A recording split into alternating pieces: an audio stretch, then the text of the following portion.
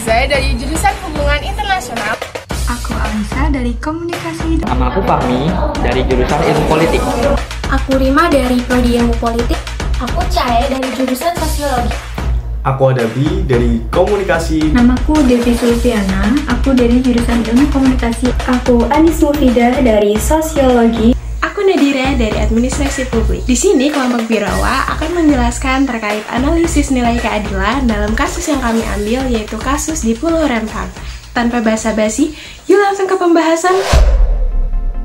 Nilai keadilan dalam sila kelima yang berbunyi keadilan sosial bagi seluruh rakyat Indonesia mencerminkan prinsip kesetaraan dan pemerataan hak bagi seluruh rakyat Indonesia. Keadilan di sini mencakup keadilan sosial, ekonomi, dan hukum untuk memastikan bahwa seluruh rakyat Indonesia memiliki kesempatan dan perlakuan yang adil dalam kehidupan bermasyarakat. Selanjutnya, kami akan menampilkan cuplikan dari kasus yang kami ambil, yaitu kasus di Pulau Rempang. Langsung aja!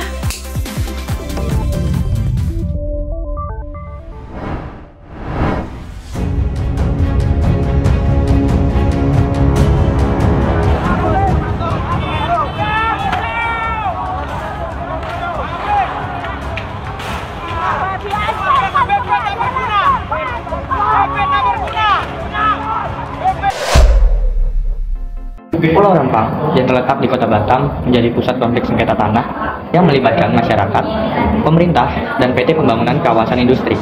Ketidakpastian hukum atas tanah tersebut menjadi pemicu utama konflik, di mana masyarakat mengklaim tanah sebagai waris leluhur, sementara pemerintah telah memberikan hak guna usaha atau HGU pada perusahaan, menyebabkan tanah dianggap bukan milik masyarakat.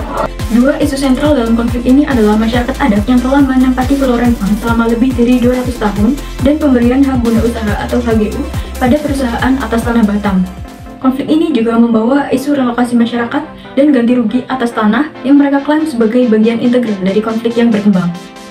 Dengan demikian, Pulau Rempang menjadi sorotan tidak hanya karena ketidakjelasan hukum yang memicu sengketa tanah, tetapi juga karena kompleksitas isu-isu sosial dan hak asasi manusia yang terkait dengan konflik tersebut.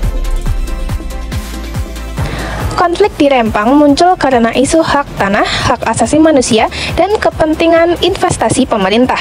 Rencana pembangunan Rempang Eco City dengan berbagai usaha seperti pabrik dan properti menimbulkan ketidaksetujuan masyarakat adat yang diminta untuk meninggalkan daerah tersebut. Masyarakat merasa tidak adil karena hak asasi mereka terganggu oleh kebijakan tersebut. Dalam The Conversation, disebutkan bahwa warga sebenarnya tidak mengetahui perihal pembangunan Rempang Eco City dan hanya mengetahui bahwa rumah mereka akan digusur. Mereka juga tidak diberi informasi yang cukup perihal mengapa proyek tersebut memakan lahan yang sangat luas, yakni sekitar 17.000 hektar. Di sisi lain, sekalipun menolak, masyarakat Rempang tidak kuasa membatalkan keputusan ini.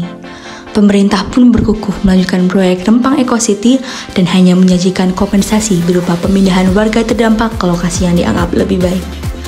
Terjebak dalam resiko penjajahan lahan, masyarakat Rempang pun melawan. Tak hanya berdemonstrasi, mereka juga melakukan somasi, banding administrasi, hingga gugatan ke Pengadilan Tata Usaha Negara. Pemerintah memegang peranan kunci dalam menemukan jalan tengah di konflik ini, dengan menekankan hak asasi manusia dan menghindari kekerasan. Solusi yang disarankan mencakup dialog intensif dan sosialisasi efektif kepada masyarakat. Seperti yang diungkapkan oleh anggota Komisi 4 DPR RI, Hermawan Hairon, bahwa kehadiran investasi tidak boleh melupakan keberadaan masyarakat yang merupakan bagian yang tidak terpisahkan dari eksistensi dan keberadaan negara. Untuk itu, pemerintah diminta untuk bisa mengutamakan kepentingan masyarakat. Dalam konteks Pancasila, konflik ini mencerminkan ketidakadilan dalam pemberian hak tanah dan perlakuan terhadap masyarakat adat. Solusinya, kita harus menghormati hak-hak masyarakat adat dan mengutamakan hak asasi manusia tanpa kekerasan. Tentunya kita sebagai mahasiswa memiliki peran yang penting dalam kasus ini, meliputi aspek yang pertama, yaitu berkomitmen untuk memahami secara mendalam nilai-nilai dari Pancasila. Seperti contohnya aktif mencari pemahaman tentang konsep dan arti dari masing-masing sila yang ada di Pancasila. Pemahaman yang baik menjadi dasar utama dalam penerapan nilai-nilai tersebut dalam kehidupan sehari-hari. Selanjutnya yang kedua, mengembangkan keterampilan yang berkaitan dengan nilai-nilai Pancasila, dapat berupa berpartisipasi dalam berbagai kegiatan, proyek, atau program yang bertujuan untuk mengembangkan keterampilan seperti gotong royong, kerjasama, dan toleransi, serta berusaha mengintegrasikan nilai-nilai Pancasila dalam praktik yang nyata.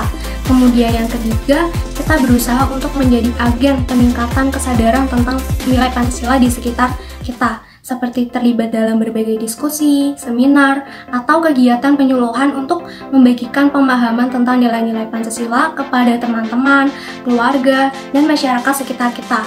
Yang terakhir yaitu kita memiliki tanggung jawab untuk menyebarkan nilai-nilai Pancasila ke lapisan masyarakat yang lebih luas, terlibat dalam kegiatan sosial, baik di lingkungan kampus maupun di masyarakat umum. Perannya untuk menyampaikan makna dan relevansi nilai-nilai Pancasila dengan peran ini dan dengan peran aktif ini kita dapat memberikan kontribusi dalam membangun harmoni, kesatuan, dan keadilan sesuai dengan semangat dari nilai-nilai dasar negara bangsa Indonesia. Jadi, kesimpulannya, kasus Pulau Rempang memiliki keterkaitan yang erat dengan nilai keadilan dalam Pancasila. Rencana pembangunan Rempang Eco City yang melibatkan pabrik dan properti menghadirkan konflik terkait hak tanah dan hak asasi manusia. Dalam konteks Pancasila, nilai keadilan tercermin dalam sila kelima yang menekankan keadilan sosial bagi seluruh rakyat Indonesia. Konflik ini mencerminkan ketidakadilan dalam pemberian hak atas tanah dan perlakuan terhadap masyarakat adat. Penyelesaian kasus ini harus memperhatikan prinsip keadilan Pancasila dengan menghormati hak-hak masyarakat adat dan menegakkan aspek hak asasi manusia. Sesuai dengan sila kelima dasar negara kita yakni Pancasila yang berbunyi, keadilan sosial bagi seluruh rakyat Indonesia, menyatakan bahwa seluruh masyarakat perlu mendapatkan hak-hak mereka secara adil.